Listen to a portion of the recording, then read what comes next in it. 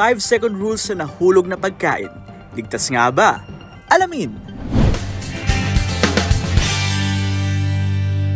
May tuturing pa rin na isang myth ang paniniwala sa konsepto ng 5-second rule o ang pagkain muli sa nahulog na pagkain ng wala pang 5 segundo. May ilang mga taong naniniwala na safe pa rin daw itong kainin. May ilang taong naniniwala na safe pa rin daw itong kainin, ngunit lingid sa kaalaman nila na hindi pala ito may tuturing na 100% safe. Ayon sa pag-aaral ng Rutgers, ang paglipat daw ng mga bakterya sa isang pagkain na nahulog ay may bilis lamang na less than a second hanggang 1 segundo. Ibig sabihin, matapos na mahulog ang isang pagkain ay hindi na ito safe na kainin pa. Nakadepende rin daw ang bilis ng transfer ng germs sa pagkain sa moisture nito at sa type ng surface na pinaghulugan nito. Halimbawa, kung ang pagkain mo ay mamasa-masa o malagkit at nahulog ito sa sahig, mas mataas daw ang contamination rate nito o mas mabilis ang pagkapit ng dumi kumpara sa dry at hard food na nahulog.